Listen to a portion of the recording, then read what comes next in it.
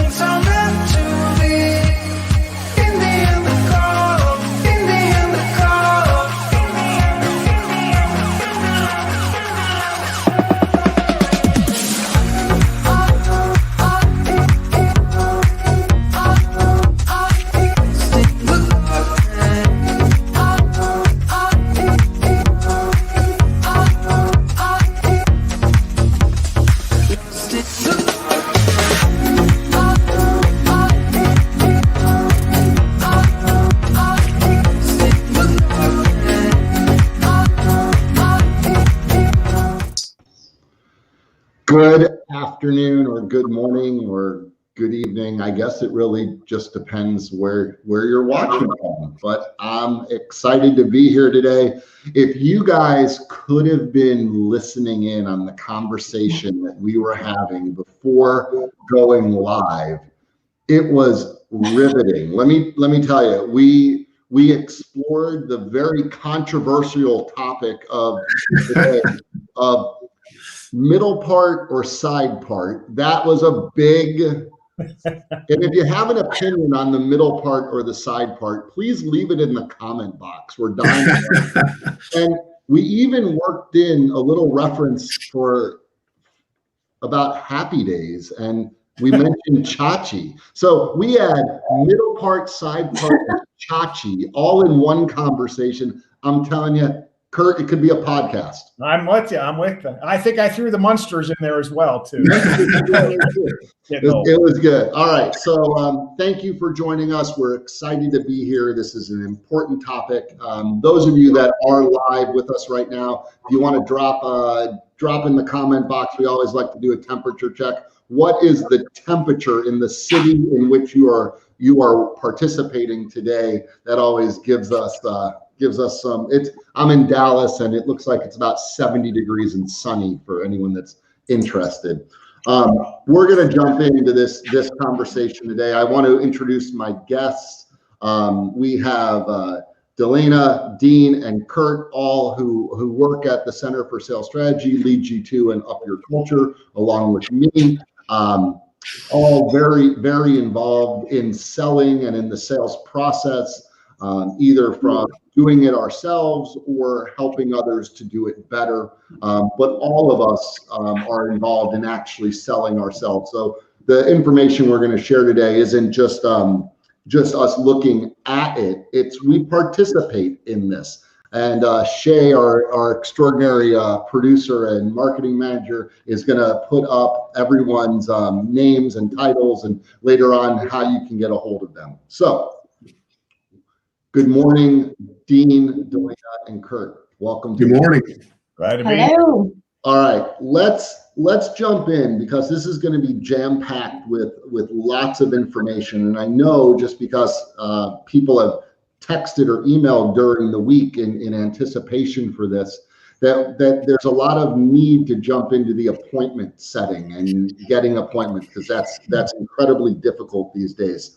So I have my notes here because I also have some questions that people emailed me that I want to make sure that we get to. So we're focusing, of course, like we have the last few weeks, on the media sales report. And if you haven't downloaded that yet, you should. I know I would imagine by now mostly everyone has, because thousands of them have been downloaded. We're going to dive into the sales process and setting appointments. And if you had this you would see that we have a few pages in the report that are really focused just on this one topic of sales process and setting appointments. And I want to start today with getting appointments. Here's what we learned from the survey. Here's what the survey told us. 95% of sales managers think sellers should have at least 4 appointments per week. 2/3 of them think that salespeople should have at least 6 appointments per week. Managers believe 4 out of 5 of the managers, 80%, say that it's harder today to get appointments than 5 years ago. And 91% of salespeople say it takes 2 to 9 attempts to get an appointment, but 47% say it takes at least 5 attempts. So that's the data. That is the data that we want, that we know based on the research that we did. So I'll just throw it out there, and Kurt, I'll ask you to kick this off. Why is it so hard to get appointments? Well, I think in the media space, it is more crowded today than ever. I've been doing this for a while, and I think back, a while ago, I'll just leave it at that. You had radio stations, you had TV stations, and cable came in, and you had outdoor, and you had some other things. But boy, I always talk when I'm doing workshops with sellers. It's like just in the time we're doing this workshop, 5 more new competitors popped up. So I just think the highway is more crowded than ever, and there's a lot of different options now that people, business owners, can take to really, kind of help grow their business. So one of the ways, and I'm glad you brought that up, one of the reasons why it's hard is because there's more competition than ever before. Dean, why is it so hard to get appointments? I think competition is key, but also I think the technology that we have and our decision makers have at their disposal makes it really easy for them to avoid talking to salespeople. So you think simple things like voicemail and spam filters on your email. And now what we've seen with COVID, remote work environments, right? So I can no longer call a switchboard and necessarily get transferred to a decision maker because they're working at their dining room table at home on their cell phone. So technology and the way people are using technology makes it really easy for them. If they don't want to talk to a salesperson, they don't have to. Mm-hmm. All right, so it's hard because technology, they can avoid us easier. It's hard because there's more competition. Dalena, why is it so hard to get appointments? I would say there's some reasons that are just evergreen, like our priorities don't match with our prospects' priorities, or the timing isn't right for them to have a conversation about the services we provide. But then there's some new things too, some new challenges, like, their kids are home all day and they're only taking meetings that are absolutely necessary, right? And a cold call and booking an appointment about advertising just might not be one of them. And so we have to kind of think through what's evergreen, what's always going to be a reason it's hard to set appointments versus what challenges are we facing right now today. Yeah, I think that all of you are hitting on really good points. I mean, whether it's the more competition or the technology, or Dalena, what you're hitting on is that people have distractions in their life right now that are keeping them from this. The other thing is, at least for the last year or so, maybe they're having to do just as much work, but with less personnel. So they're busier than ever, right? Or maybe they're in an industry that is growing so fast.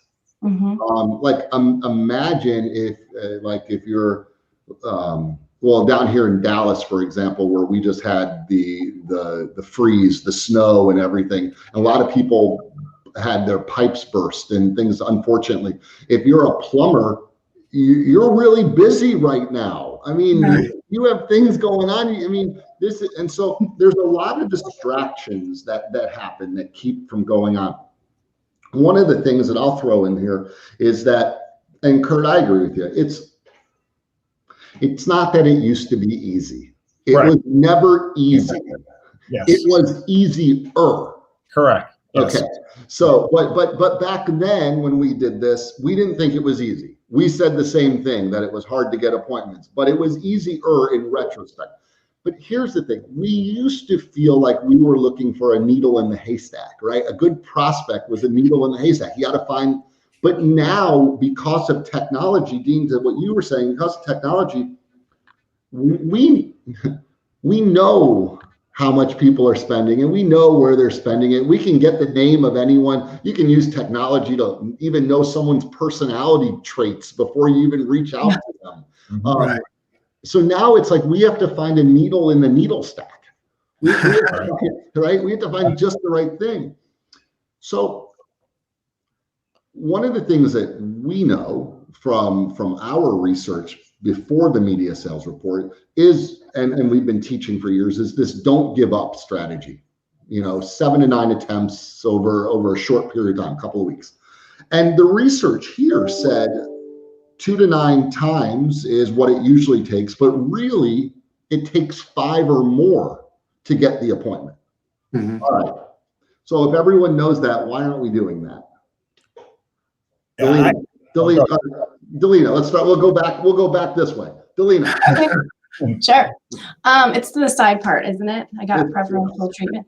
I would just say that I think all salespeople are well-intentioned, and we know that it's highly unlikely that our prospects are going to return our first engagement, right? We know that. And so we probably even know that it's going to take 5 or 6 times to actually connect, but we have so many things to do. And I know that's also mentioned in this report, that sometimes it's easy to just kind of like check it off our list, send our email, and move on with the rest of our day. And so I do think while everyone's well-intentioned, it's easy to kind of lose track of how many times you've reached out to a particular prospect. So if you can find a CRM or a tool that would help keep track of that and maybe even automate some of that process while still keeping it personalized, that's been really helpful to me and some of the people that I've talked to. Just finding a way to keep it organized. That's the key. So I want you to, Dean and Kurt, I'm going to come to you in 1 second. Dalena, be thinking about what tips you could give to salespeople or to sales leaders that are watching this either right now or later on how they could do that. Like we know salespeople get busy and we know that they're well-intentioned, but we also know that distraction happens and it doesn't get done. So be thinking about it. Dean, we'll come to you now. So if it takes 5 or more, why is it so hard to do that?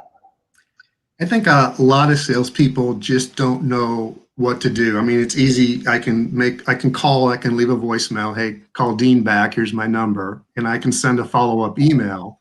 And then at that point I say, okay, what else? What do I do next? I don't want to just keep saying the same thing over again. So I think it's critical that if you know you're going to have to do 5 to 9 or even more touch points, to map out a messaging strategy. What do you want to say different on your next voicemail than you did on your first? What should your second email say that's different? And I think your touch points should really tell a story over time, and they should build on each other. I've had examples, Matt, where I've left voicemails and emails to a prospect over months, never engaged them. And then finally, out of the blue, they returned a call back to me, or they send me an email. And when I talk to them, in their mind, we had a conversation months ago, right? Because they've heard my voice, they've heard my story, and I go back and look at my notes in CRM and I say, no, I've never talked with you. But in their mind, they've listened to my messages.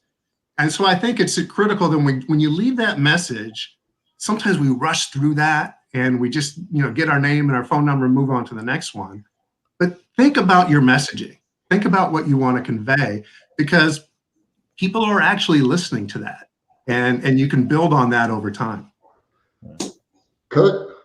Yeah, I'm thinking too. Part of it's the number of times, but it's also that cadence, right? When we talk about don't give up, is in a couple-week period. I know when I talk to salespeople, they just get a little nervous. They're like, Kurt, the last thing I want to do out of the gate is be a pain in the neck, right?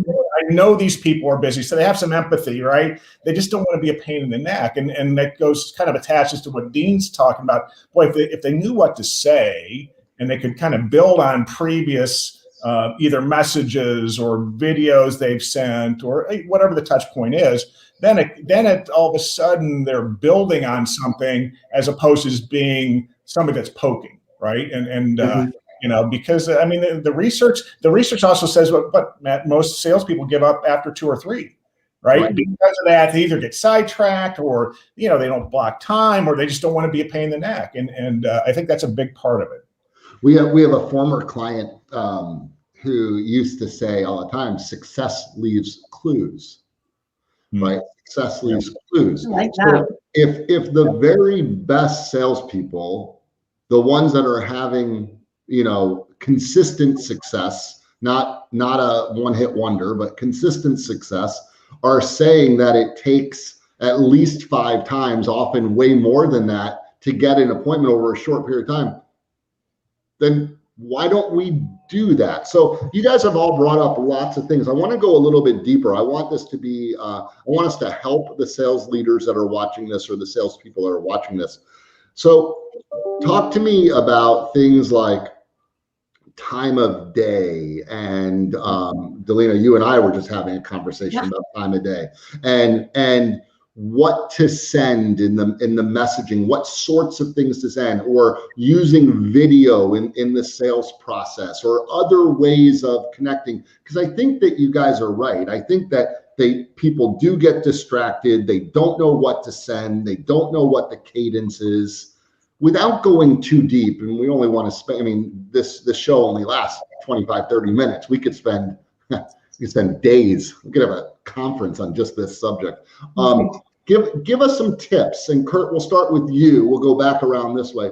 Yeah, I was just thinking, I always, I go after big prospects, right? I don't just go after anyone who will talk to me. So I go after big prospects, and I love to get coaches. I always like to get a coach involved who can give me insight into what these decision makers are dealing with.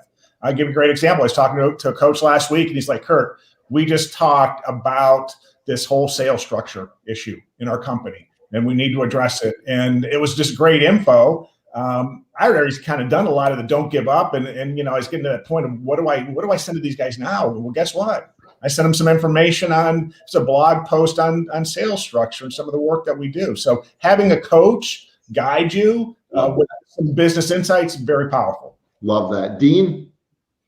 Yeah, just to piggyback on that, I think you want to, like Kurt said, you don't want to be a pain in the neck, but you know what? If you're sharing relevant content and informing them, tell them something they don't already know, right?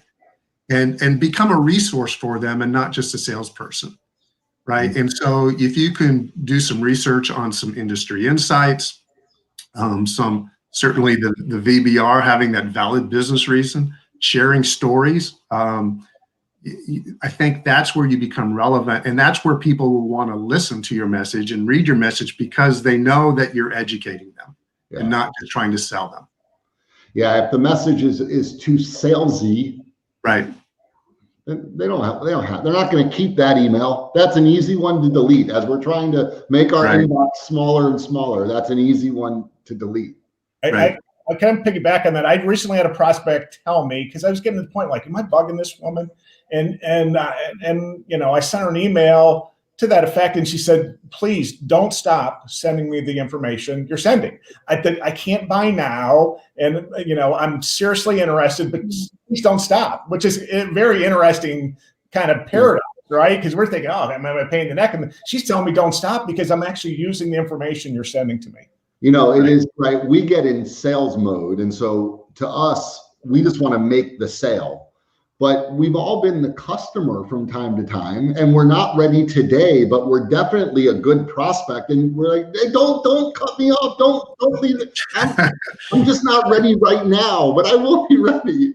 Dalena, share some wisdom that would be good for sales leaders or sales folks on how they can make sure they don't give up, whether it's time of day or video or anything. Yeah, I would just say a couple things that kind of seem like basics, but sometimes, we have to remind ourselves of that is making sure you take the time to do it and then how you're using that time. So something that's worked for me, because my world's changed. We're a fully remote company at Center for Sales Strategy, and everywhere I worked before, I went into an office. So I spend my time prospecting in the same place in the house every time. I have the same playlist going. It's got some Beyonce on there. So it's just very important to me, just like you hear, it's better if you don't have a television in your bedroom because your bedroom is for rest, right? And so if you have a spot in the house that works for you for prospecting, a time of day that works for you, and just don't miss that appointment with yourself. It's the most important appointment of the day if you're in a business development role. And then I would also say how you're using that time. So to Dean's point, maybe it's not reaching out to 20 prospects today. Maybe it's reaching out to 10 prospects and spending the other part of that time planning your outreach, recording a couple of videos, planning a longer email, and then a short form email like, hey, do you think you'll have time to respond to this today? ? Smiley face, right? And so spending time planning and then actually just doing it every single day. Yeah, I feel Hey, like, Matt, yeah, when go ahead. when it comes to time of day, there's arguments for all sorts of times of day, but early on in my sales career, I had a manager tell me, and this has stuck with me forever. He says, the best time to prospect for new business is after you've closed your last deal, right? Because that's when you're confident, you're excited, what you're selling works, people are interested in it. And that's when that confidence will come out in your prospecting. Yeah, we as salespeople, we know we do this, right? We know right. it. And when you become really good at sales, what you learn to do is make sure that when you go into your dip, you don't go down very far or stay in it very long, right? And then it looks like that. But we all have those dips. Kurt, were you going to say something? No, I'm just sitting here going, I'm picking up some good tips here. I'm taking notes. This is good. Thank you. I would say too, that example that Matt and I were discussing on chat this morning, I ended up sending a few emails out after my son went to bed after 7:30 last night, and I had responses to over half of them this morning in my inbox, and one was a no way, don't call me again. I'm like, okay, now I know, right? And then the other one was they took another step in our sales process, and then I booked a meeting. So all of that after 7:30, which is normally a time I don't want to bother people, but research shows that a lot of leaders check their emails after their kids go to bed too. So yeah, before work starts and after work ends is sometimes the best time to get a hold of senior leadership or business owners. Two reasons. Number one, that's a lot of times when they are catching up, they are doing their work. But it also shows them that you're not just someone that works 9 to 5 and that you're willing to go the extra mile. So there's some real power there. Dalena, you do have a request to publish your cold calling playlist. Perhaps in okay. So I can do that. Note that you need to follow up with that. I'm going to dovetail on what you said too about reaching out after. When they reach out to me after hours, I'm pretty much have my phone by me, or at least my laptop. I respond back to them, and I don't. Why wait until tomorrow? Absolutely. That's another way to kind of really prove that you're serious. Absolutely. Dean, were you about to say something? Well, I was going to say, and there's tools out there that allow you to schedule emails, right? So you can say, I don't want to work till 9 o'clock tonight, but I do know this is when people open their emails. I can schedule my email to be sent later in the day. Absolutely. As long as I'm quoting former clients or current clients, I got another one for you. And Dalena, you prompted it. We have a client that has said, I can tell your priorities by looking at your calendar. And if you're not prioritizing prospecting or follow up, if you don't have a system in place to follow up with people and you're just going to try to remember, well, then that tells me you probably don't have enough activity going on that you can remember what to do. Right. You have so much activity that you can't remember. You need to schedule it to happen. Right. All right. Another stat from the media sales report is on social media. And what we learned in here, shocking to me, is that the survey said that only 21% of sellers say that they always use LinkedIn in prospecting and connecting. Who wants to take this one? Dalena, do you use LinkedIn? I do, yes, but I don't use it exclusively. Of course, right.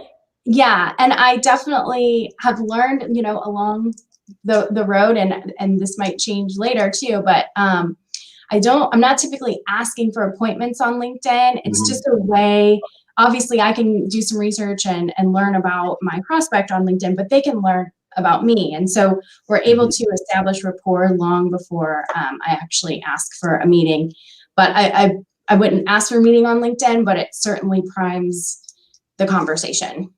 Yeah, and certainly by saying LinkedIn, I called out LinkedIn. I mean, all of social media is really worthy of this discussion. Is using social media important in the sales process? I think so, because if you also look at the survey, Matt, you have phone calls and emails are still right up there at the top, very crowded highways, right? Go back to that analogy, and we think about if fewer people are using social media, then why not kind of make that part, right? It doesn't have to be all of it, but make it part. And I'll tell you, I have 2 customers that I was able to sell services that were customers years ago that went away for different reasons. Right. And both of them said, yeah, I know periodically you'll send me an email, but they said, I see you on LinkedIn all the time. Both of them, Right. and it just, it all adds up, and you could also, That's right. That cadence that don't give up as well. I really wish there was one thing, like, I wish there was, if you do this, then, but it all adds up. I mean, that's really, it all adds up. Dean, what were you going to say? Well, I was going to say, if you don't think that your prospects are checking you out on LinkedIn before they agree to meet with you, you're just crazy, right? So even if you don't want to use LinkedIn as a part of your outreach strategy, you should at the very least make sure your profile is up to date, cleaned up, polished. The other thing I noticed with a lot of people's profiles is you have one profile when you're seeking employment, and you should have it should look really different when now you're a solution provider, right? You don't want your prospect to look at your profile and it looks like you're looking for a job, right? So you need to clean that up. Some people forget to make that transition, right? They get the gig and then it looks like they're still looking. So here's something that I heard, and I know a lot of the people that watch this are in the media business. So I'll say this is one for the media industry or anyone trying to call on a marketing director or maybe a business owner. But I had someone tell me about a year ago that they have a lot of success using Instagram. And I said, tell me more. Like, what do you mean? And they said, well, usually the business owner or the head of marketing is the person that is updating the Instagram account. Right. They're the Instagram owner. And so if you message them inside of Instagram, they're going to see it. And that's not a lane of the highway that has very many cars on it right now. Definitely. Yeah. Right. And I thought, that's pretty good. I use Instagram for my social stuff, but I use LinkedIn and I use Twitter, but I have not gone to the Instagram world. Yeah. So I thought that's pretty good. Again, what works today might not work tomorrow, and what worked yesterday might not. So we got to keep exploring, keep trying. But getting back to what we said before, it is the cadence and it is the building a continuous story and being relevant, and the multiple contacts that does make the difference. All right, I want to switch to one last subject, our very last thing that I want to address here. The survey shows that salespeople spend a lot of time doing things other than just selling. As a friend of mine says, they don't spend very much time in the money, right? In the selling activities. Right. That's not news to us. That's not news to any one of us on this call. It's probably not news to anybody watching. However, given the information, what suggestions do you have that would help salespeople and sales managers to build better sales pipelines? That's the quality activity that helps to increase forecast accuracy and really improve sales performance. What sort of advice could you give to help them get more discovery meetings or present more proposals? What can managers do to help salespeople? We'll leave this as kind of our last thing that we talk about today. Who wants to go first? I'll go. I think the first step in that is you really have to know your metrics. I think you need to, I always talk about reverse engineering your sales process, right? So to get a close, how many proposals do you need to present? And to get a proposal, how many discovery meetings do you need? And to have, how many prospecting calls do you need to get one discovery meeting? So know your metrics and know what you need to be hitting every day. If you need to know, if you can reverse engineer it and know I got to do X number of prospecting calls to close one deal, then you can kind of sense how much time I need to devote to prospecting. And then I think Dalena touched on this already. Schedule some time. Actually block it out in your calendar. Be disciplined. Close the door. Don't talk to anybody. Put your playlist on, right? Stay focused and go for it. Yeah. Dalena? Close your email, close your Outlook, just close it. Yeah. Dalena, any other thoughts? I like the closing email. That's important. Yeah, because the notifications come up and I just can't resist, or Teams chat. And so every app needs to be shut down. I would just say, I think efficiency is really important. So if leaders can just make sure that, your sales team has enough tools to really be efficient and automate processes when you can in terms of outreach. And then also celebrating like small wins. I just brought something up earlier. I got a no today, but I know it's a no, and I know I can, put my time elsewhere. And then there are small wins in terms of, did you keep your time blocked, sacred? Did you keep your prospecting time sacred this week? Share that with your managers, and managers applaud that. So appointment setting is the goal, but there's so much other activity and other wins that you can celebrate along the way. And I think that would be really important for leaders to do. Kurt, final words on this. Yeah, I'll add this metric to something you talk to salespeople about. How much time did you spend prospecting and setting appointments this week? Right? We talk about how many appointments you have, how many proposals, but you can go block it on your calendar and just go back and review that and actually look at that and talk about that metric.